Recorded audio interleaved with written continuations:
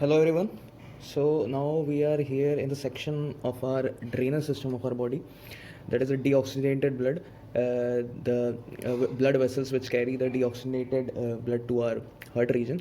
So we are here in the first section of our drainage of our blood from the lower part, actually from the abdominal pelvic region and the lower limbs, from where your deoxygenated blood goes to your heart. So it is actually the largest vein, largest and the widest vein of our body, which carries the blood from your lower extremities, that is from your pelvic region and abdominal pelvic region also, and your lower limb.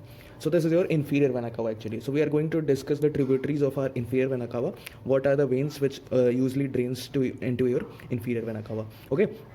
So this is the level of your inferior vena cava, from the level of your T8 to your L5. So let's begin how the inferior vena cava is formed. So inferior vena cava is actually formed by your three veins. Okay, so drains from your three veins. So first vein is your right common iliac vein and the left common iliac vein. Okay, so this right common iliac vein and your left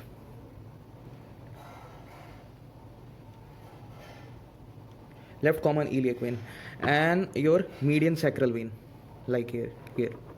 Okay, so median sacral vein. So these three vein actually forms your inferior vena cava at the level of your L5. Okay, so your inferior vena cava is actually formed by right common iliac vein and left common iliac vein from the left side, and from your median sacral vein, which takes the blood from your lower extremities. Okay, so this is the formation of your inferior vena cava at the level of your L5. This is the L5 region where they are going to merge and form your inferior vena cava. So as you know, inferior vena cava is situated in the posterior abdominal wall. This is topography I'm telling. It is situated in the posterior abdominal wall, okay, in the back side, and it is situated right to your aorta, okay, and it is longer than aorta, and this bifurcation is actually below your aortic bifurcation, that is abdominal aorta's bifurcation into common right and left common iliac arteries. It is just below. It means that your bifurcation of your aorta is just above the formation of your inferior vena cava vein. Okay, so this is the formation, and where it goes and enters your diaphragm, central tendon in the diaphragm that is present. From there it pierces and reaches your heart in the right atrium. Okay, so it takes the blood to your heart in the which part of your heart? Right atrium. Okay, so right atrium, it takes the blood to your right atrium at a level of your T8 vertebra, and this inferior vena cava actually passes above your vertebral body. Okay, so this was the basic topography of your inferior vena cava. So let's see what are the tributaries for the drainage of our inferior vena cava. Okay, so first we will see the parietal branches. What are the parietal branches which drain into your inferior vena cava? So first we will see the lumbar veins. So lumbar veins actually drains blood from your parietal and the lateral abdominal wall, or your parietal peritoneum, or the skins present on the back of your lumbar region, and it also drains blood from your vertebral plexus also. So vertebral plexus we will discuss later video, what is vertebral plexus, how it is formed. Okay, so just remember there are four lumbar veins, okay, like arteries. Okay, so it is actually at the level of your L1. So here this is your lumbar vein, this L2, and this L3, and your L4. So these actually drain blood into your L3, L4, like this here also. So this is your lumbar veins. Okay, so these are your lumbar veins. So lumbar veins are four, and you know that iliolumbar vein actually does not drain into your inferior vena cava, it drain into your common iliac vein. So this is your iliolumbar vein. So from iliolumbar vein, ascending lumbar vein drains into your iliolumbar vein. Okay, so from iliolumbar vein there is ascending lumbar vein which actually this is a longitudinal vein, and which connects each lumbar vein together for the drainage. Okay, so this is your ascending lumbar vein. And sometimes your L1 and L2 actually drains into your ascending lumbar vein, not into your inferior vena cava sometimes. But for L3 and L4, it is clear, it always drains into your inferior vena cava from the lumbar region. So like here also there will be your iliac lumbar vein and your ascending lumbar vein, like this. It actually connects all the four lumbar veins together. Okay, so it is a connecting branch between the lumbar veins, ascending lumbar vein. So this is your ascending lumbar vein. Okay, So this is your first branch. This is the first branch of your parietal branch. Okay. So this is your first branch of your parietal branch that drains into your inferior vena cava lumbar. Okay, now next is your inferior phrenic vein. So inferior phrenic vein actually drains at the level of your, because this inferior vena cava actually passes from the posterior side of your liver also. So from in the liver there is a sulcus for vena cava, inferior vena cava. So from there, so this level is actually present at the back of your liver side. So at the level of your T8 there is inferior phrenic vein.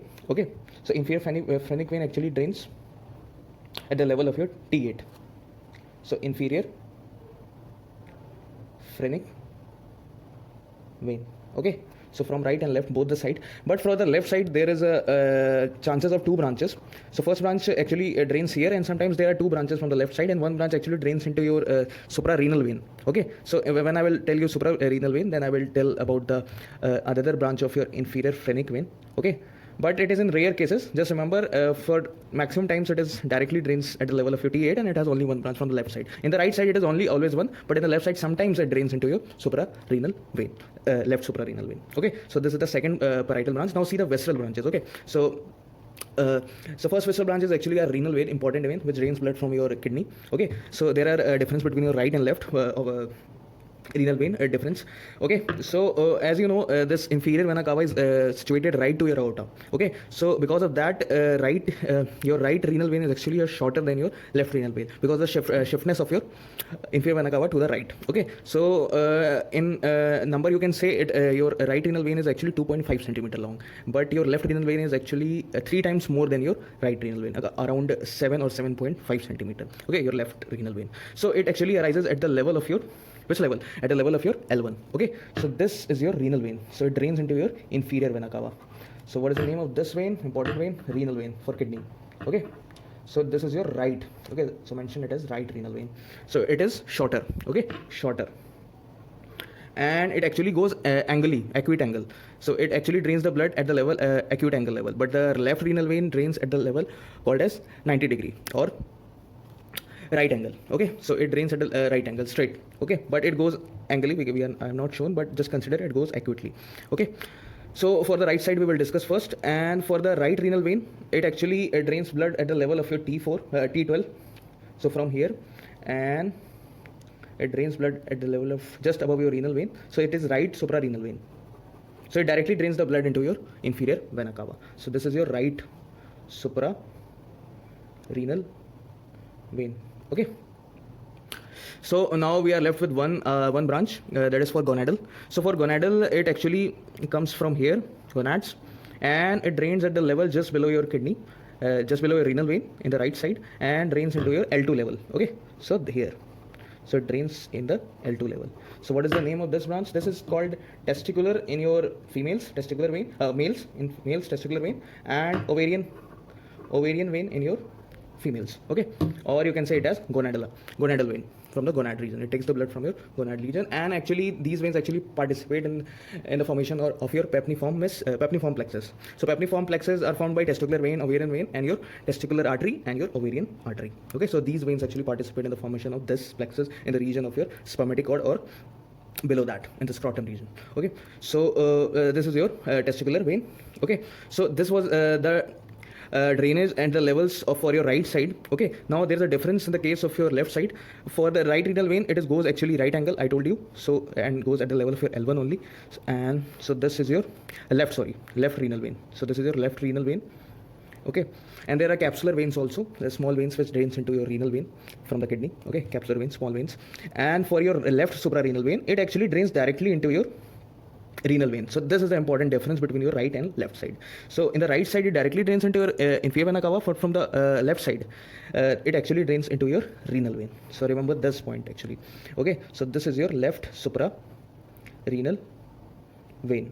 Okay, and like this, your testicular left testicular vein and left ovarian vein drains into your renal vein.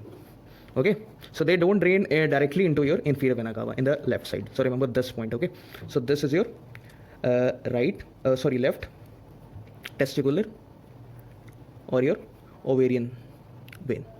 Okay, So this was the difference. So remember, your left is longer, left renal vein is longer than your right suprarenal vein, and levels are your L1 for your renal vein, L2 for your, in the right side, L2 for your testicular vein, and at the level of your T12 for your right suprarenal vein. These are the visceral branches. Okay. And now we will see the hepatic vein. So hepatic vein also rises at the level of, drains at the level of your T8 here, and it is actually 3 in number. So like this. So this is actually the level of your posterior sulcus. Okay, so this is your posterior sulcus of liver. So this level, at the level of T8, the inferior vena cava is actually behind your liver. So sulcus is present in the liver in the posterior side for the vena cava. Okay, so there it actually small branches, hepatic veins. So they actually drains blood from the liver. So actually the importance of this hepatic vein is that it actually drains the blood from our, what happens is that there's a portal vein. So portal vein actually drains the blood from your stomach, spleen, pancreas, and small and large intestine to the liver, and there the blood is processed, detoxified, and from there are hepatic veins which takes the blood from the liver and drains into your inferior vena cava, and this blood then reaches to your heart. Okay, the deoxygenated blood that is coming from your liver after detoxification. Okay, so this was the concept for your hepatic vein. Okay, so this is this is not paired. Okay, so remember that all other branches are paired, and total 6 branches are there for your inferior vena cava. So just this was a simple and a basic topography with the tributaries and the drainage in the inferior vena cava from the lower extremities. Okay, so just go through it, it will be easy for your understanding. Okay, so this, just take the diagram also, it will be easy to draw. Okay, so thank you.